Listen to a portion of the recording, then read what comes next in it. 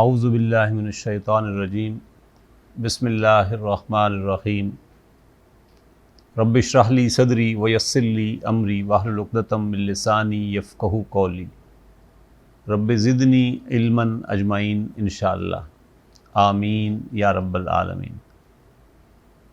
محترم سامعین اور معزز خواتین، آپ کے علم میں ہے کہ ہم ان نشستوں میں اس وقت سورہ یوسف کا مطالعہ کر رہے ہیں، اور ایک ضمنی بحث جو ہے سورہ یوسف میں ایک اسم اشارہ کے حوالے سے میں چاہ رہا ہوں کہ اس وقت آپ کے گوش گزار کر دوں، تاکہ اسم اشارہ یہ کیسے بنے ہیں اور کیسے کیسے یہ استعمال ہوتے ہیں یہ ونس فار آل کلیئر ہو جائے۔ یہ اس صورت میں بھی جیسے الف لام را تلک آیات الکتاب المبین سے شروع ہوئی نا، تو تلک ہے جو مؤنث کے لیے یوز ہوتا ہے اسم اشارہ دور کے لیے، اور ذالک ہے جو مذکر کے لیے یوز ہوتا ہے دور کے لیے، دیٹ کے معنی میں واحد کے لیے۔ تو اس کے حوالے سے کچھ باتیں میں آپ کے سامنے رکھنا چاہتا ہوں۔ آپ کو معلوم ہے کہ ھذا اور ھذہ اور ان کی جمع ہے ھؤلاء، پھر ذالک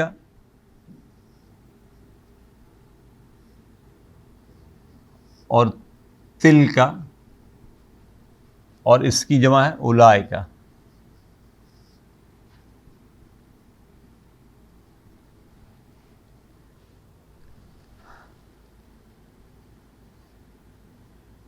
یہ اسماء الاشارتی کہلاتے ہیں۔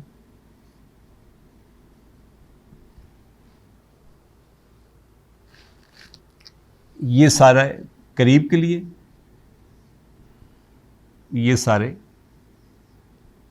بعید کے لیے۔ اصل جو اشارہ ہے مذکر کے لیے اور مؤنث کے لیے وہ صرف اتنا ہی ہے، ذا قریب کے لیے، ذا مذکر کے لیے، اور تی مؤنث کے لیے، اور ذا کی کا مثنیٰ جو ہے وہ ذا کہلاتا ہے، اور یہ تی یا تا دونوں آتے ہیں، اس کا مثنیٰ بن جائے گا تا۔ یعنی ایکچولی ذا جو ہے یہ یوں سمجھ لیں کہ یہ جب کوئی اس کے ساتھ ملتا ہے تو یہ ذا رہ جاتا ہے، ادروائز یہ ذانے تھا نا، مرفوع حالت میں یہ ذانے تھا، اور منصوب اور مجرور حالت میں یہ زینے تھا۔ اسی طریقے سے یہ مرفوع حالت میں تانے ہے، اور منصوب یا مجرور حالت میں یہ تینے ہے۔ اور اکثر یہ بات نوٹ کرنے کی ہے کہ اکثر اس سے پہلے، یعنی یہ نوٹ میں دے رہا ہوں،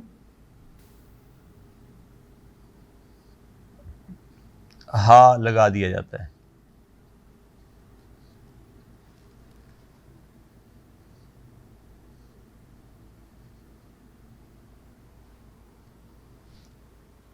جب آپ ہا لگائیں گے تو اب گویا کہ یہ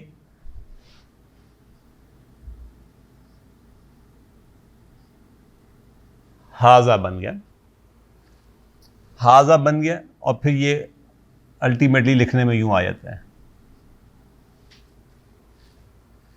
اور یہ جو ہے ہاتا، ہاتا ہو جائے گا، اور یہ لکھنے میں بھی خیر اسی طریقے سے آتا ہے ہاتا۔ یہ ذا مذکر کے لیے آتا ہے، مؤنث کے لیے یہی لفظ جو ہے یہ زی کے ساتھ آتا ہے، بالکل ایسی جیسے یہ تا مذکر کے لیے تھا اور یہ تی مؤنث کے لیے ہے، ذا مذکر کے لیے، زی جو ہے یہ مؤنث کے لیے ہے۔ پھر جب اس کے شروع میں لگائیں گے تو یہ ھذہ ہو جائے گا، اور اس زی کو یوں بھی لکھتے ہیں پھر نا، یوں آخر میں گول تا لگا دیتے ہیں تو مؤنث بن جاتی ہے، اور بھی تو یہ ھذہ ہو جائے گا، اور لکھنے میں یہ اب یوں آئے گا ہاذہی. اس میں پھر اس کے بعد یعنی تا کے بعد ایک لام، اس کا نوٹ بھی لکھنے کہ یہ اس کے بعد تا کے بعد، تا ہو یا تی ہو کے بعد ایک لام اضافی لگایا جاتا ہے.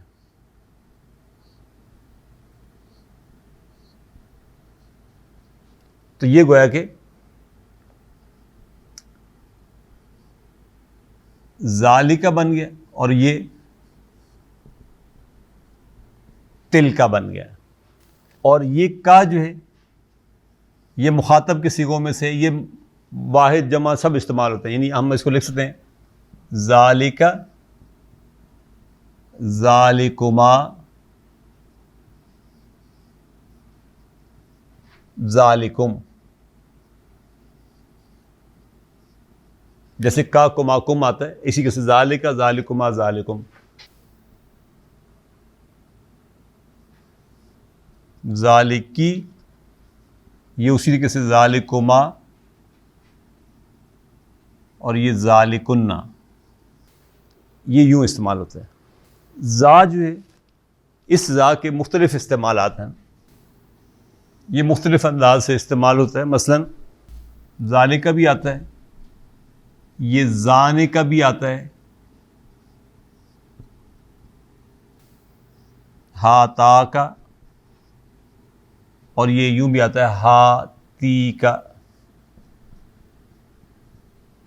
یہ مذکر کے لیے، یہ مؤنث کے لیے. جمع کے لیے یہ اولا کا بھی آتا ہے اور اولائکا یوں بھی آتا ہے. تو کہیں اگر آپ کو قرآن مجید میں تو غالباً یہ اس طرح استعمال نہیں ہوا، لیکن عربی ٹیکسٹ میں کہیں آپ کو یوں لکھا نظر آئے تو اس کا مطلب بھی اولائکا ہی ہوگا. جیسے یہ ذاکا تھا، یہاں ذاکا نہیں لکھا میں نے، اس کو چل اسی کو لکھتا ہوں میں نے. ذاکا تھا تو کبھی کبھار اس کے درمیان میں پھر لام بھی شامل کر لیتے ہیں تو یہ ہو جاتا ہے ذالکا. اور تاکا میں جب کرتے ہیں تو یہ ہو جاتا ہے تلکا. تو لام کے ساتھ بھی ہے، لام کے بغیر بھی ہے. ایک حدیث میں بلکہ حضور نے لام کے بغیر استعمال کیا یہ لفظ. جب یہ واقعہ افک ہوا نا تو اما عائشہ رضی اللہ تعالیٰ عنہ پر ایک بہتان باندھا گیا اور اس کے نتیجے میں الٹیمیٹلی وہ اپنے پیرنٹس کے گھر شفٹ ہو گئیں. تو اما عائشہ فرماتی ہیں کہ حضور سم ہو بہت مختصر مجھ سے گفتگو کرتے تھے. یعنی اگر حال بھی پوچھنا ہوتا تھا تو پوچھتے تھے کیف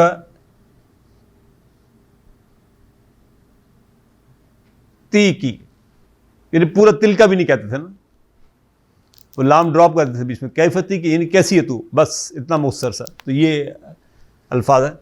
تی کا بھی آتا ہے، اور جب بیچ میں آپ اس تی مؤنث کے لیے نا اب آپ بیچ میں لام لگائیں تو اصل میں یہ لفظ بنے گا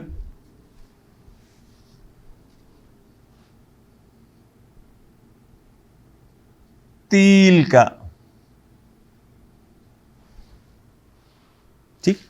اب ظاہر ہے یہ بھی سکون کے ساتھ ہے، یہ بھی سکون کے ساتھ ہے، تو دونوں سکون نہیں پڑھے جا سکتے. تو یہ یا کیونکہ ویک لیٹر ہے یہ ڈراپ ہو جاتا ہے تو پھر یہ پڑھا جاتا ہے تل کا، جبکہ تل کا از ایکچولی تیل کا، یعنی لام اور یا بیچ میں شامل ہیں. اور ان میں قرآن مجید نے مختلف انداز سے اس کو استعمال کیا. کچھ میں آپ کے سامنے قرآن ایک مثالیں رکھ دیتا ہوں. مثلا یہ جو ذا کا استعمال ہے، یعنی نہ لام لگا ہوا ہے نہ کاف لگا ہوا ہے، ذالکہ کے معنی میں استعمال ہو رہا ہے. حالانکہ یہ اگر آپ آیت الکرسی پڑھیں تو وہاں آپ کے سامنے آ جائے گا. وہاں الفاظ آتے ہیں من ذل الذی،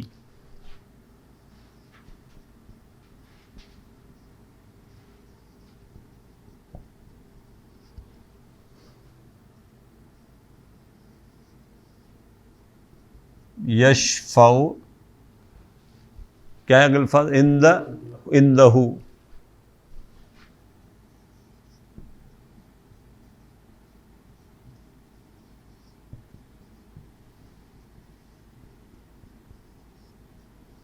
آیت الکرسی والی آیت میں،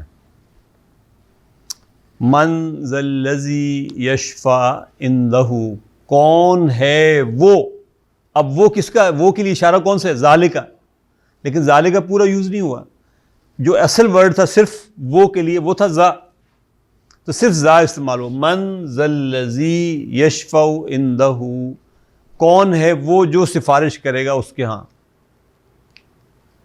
پھر سورہ بقرہ ہی میں یہ الفاظ پھر آیا کہ یسألونک،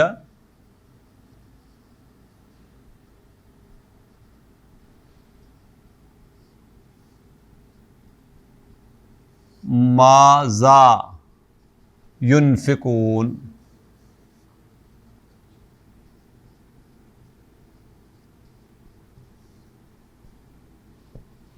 یہ بھی البقرہ ہے.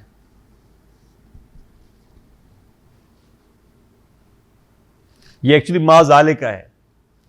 یسألونک، وہ آپ سے پوچھتے ہیں، ماذا ينفقون، کیا وہ خرچ کریں. 20ویں سورت ہے غالباً، سورت طٰہٰ ہے، وہاں دو کے لیے استعمال ہوا. ان یعنی ہاذانے کے لیے نا، ہاذانے کا لفظ.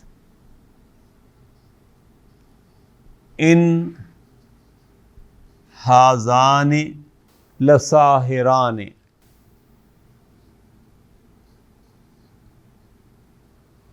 نہیں ہیں یہ دونوں یعنی موسیٰ اور ہارون علیہ السلام کیا مگر جادوگر. دونوں جادوگر ہیں. ساحران، ساحرن ایک، ساحران دو. پھر کہیں سورہ بقرہ کے بالکل آغاز میں دیکھیں تو وہاں لام اور کاف دونوں کے ساتھ پورا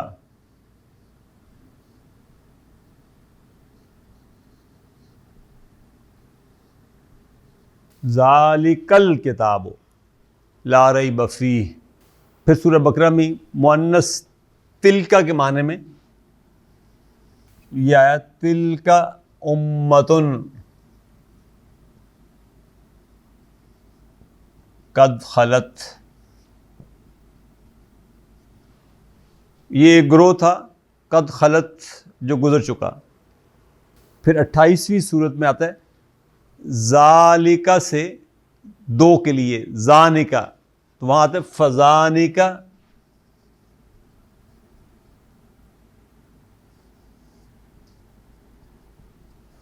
برہانان. تو یہ دو نشانیاں ہوں گی، یہ دو معجزے ہوں گے، دو دلیلیں ہوں گی. ذالکا جو ہے یہ اپنے میننگ کے لحاظ سے دو معنی رکھتا ہے. یہ ذالک الدین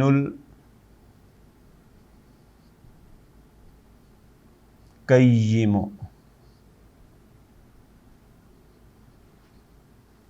یہاں پہ یہ کے معنی میں ہے. ذالک خیر و احسن تاویلا،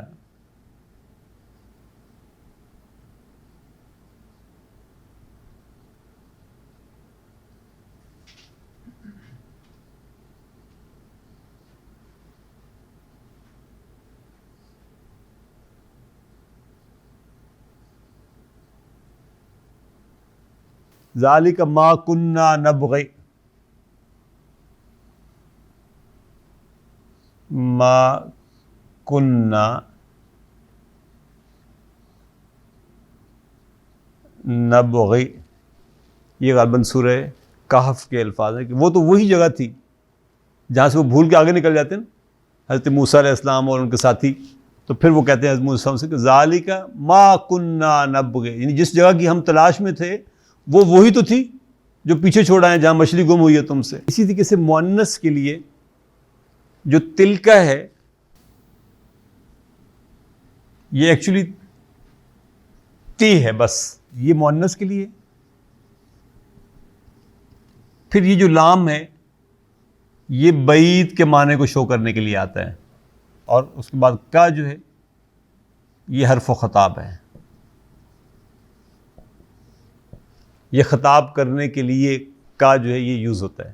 اسی طریقے سے ذالکا جو ہے، یوں میں لکھ رہا ہوں اس کو، ذالکا میں بھی یوں سمجھنے کہ ذا جو ہے یہ مذکر کے لیے، لام بعید کے لیے ہے، اور کا جو ہے یہ حرف و خطاب ہے۔ ذالکہ کے بارے میں امام راغب رحمۃ اللہ علیہ کا ایک قول میں آپ سے شیئر کر لوں کہ ذالکہ ہم کہتے تو یہ نہیں کہ ذالکہ بعید کے لیے آتا ہے، یہ دور کے لیے اسم اشارہ ہے، دیٹ کے معنی میں آتا ہے، وہ کے معنی میں آتا ہے، مگر امام راغب رحمۃ اللہ علیہ کا یہ کہنا ہے کہ یہ صرف مکانی دوری کے لیے نہیں آتا، یعنی فاصلے کے اعتبار سے ایک شخص کراچی بیٹھا ہوا ہم اس کی طرف اشارہ کر رہے ہیں تو ظاہر ہے ہم ذالکہ کہیں گے، یہ دور کے اشارے کے لیے اشارہ ہے نا، لیکن یہ ذالکہ اس معنی میں بھی آتا ہے کہ کوئی شخص کوئی چیز آپ سے اس کا مقام و مرتبہ بہت اونچا ہے، یعنی یہ ہاریزونٹل ڈسٹینس نہیں ہے، یہ مقام و مرتبے کا فرق ہے۔ ایک تو جگہ کا فرق ہے، وہ آپ سے دور ہے، ایک ہے کہ مقام کا فرق ہے، وہ ہے اگرچہ بالکل آپ کے سامنے کھڑا ہوا ہے لیکن کہاں آپ اور کہاں وہ،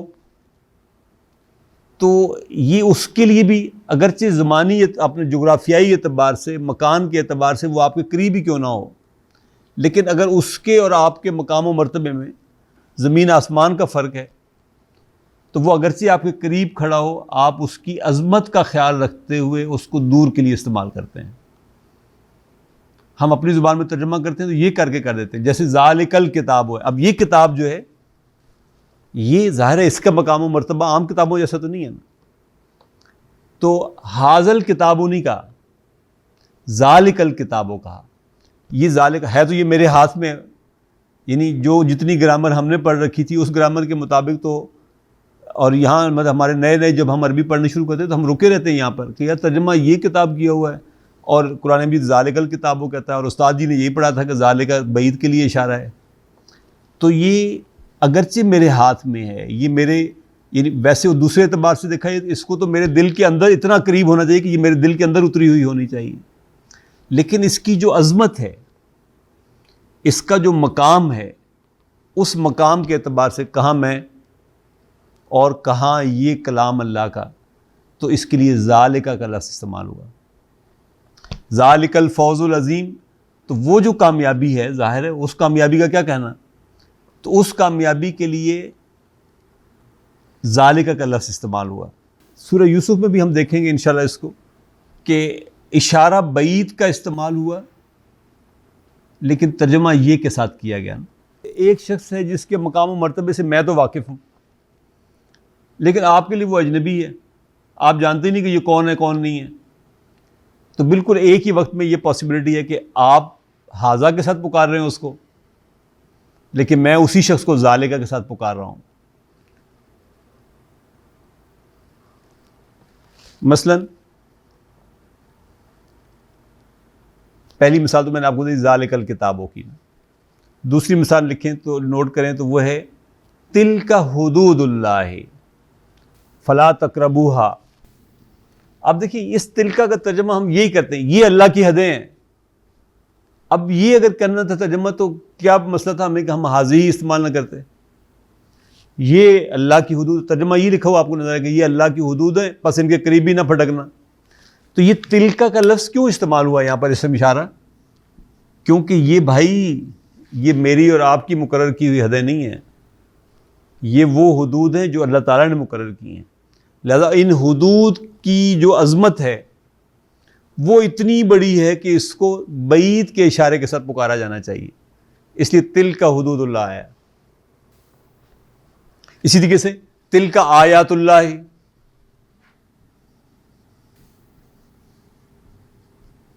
نتلوہا علیک بالحق،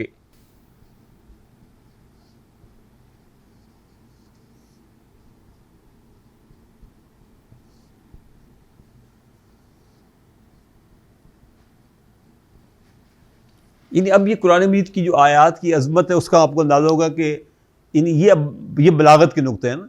ترجمہ تو آپ دیکھیں گے اگر صرف ترجمے سے تو وہاں یہ لکھا ہوگا یہ اللہ کی آیات ہیں،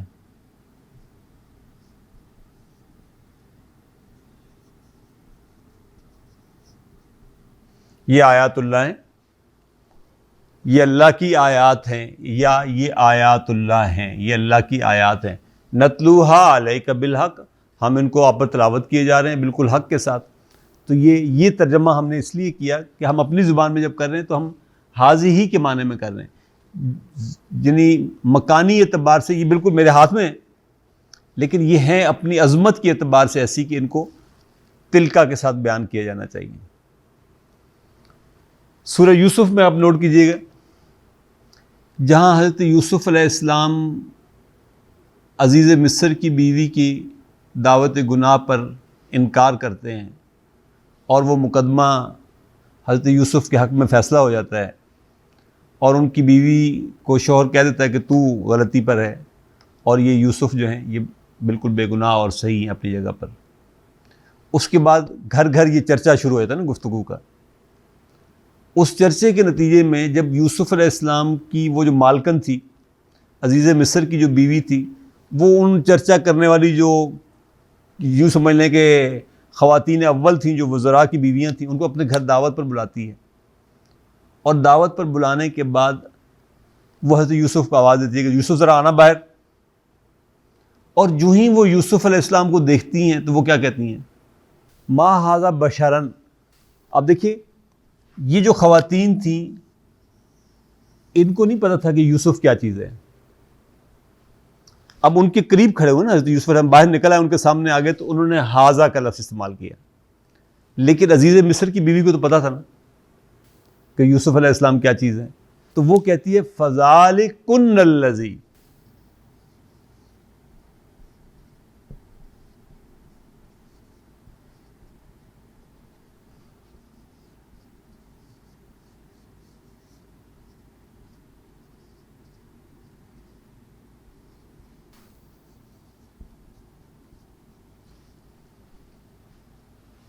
دیکھیں اس نے کیا استعمال کیا، اس نے ھذا نہیں استعمال کیا، اس نے ذالک استعمال کیا۔ ذالکن الذی لمتننی فی، یہ ہے وہ، اب یوں ترجمہ ہم کریں، یہ ہے وہ جس کے لیے تم مجھے الزام دے رہی تھی۔ یعنی میں پنجابی میں کہوں گا ہوں پتہ لگا کہ یوسف کی چیز ہے، لیکن کیونکہ ان کو اب تک نہیں پتہ تھا، جغرافیائی اعتبار سے، مکانی اعتبار سے یوسف علیہ السلام بلکہ شاید عزیز مصر کی بیوی کے زیادہ قریب کھڑے ہوں گے ان خواتین سے، لیکن وہ خواتین تو ھذا کا اشارہ یوز کر رہی ہیں، لیکن جو حضرت یوسف کے مقام و مرتبے سے واقف ہو چکی تھی وہ ذالک کا لفظ استعمال کرتی ہے کہ ذالکن الذی لمتننی فی، یہ ہے وہ جس کے لیے تم مجھے الزام دیتے پھر رہے ہو۔ بارک اللہ لی و لکم فی القرآن العظیم ونفعنی و ایاکم بالآیات و ذکر الحکیم۔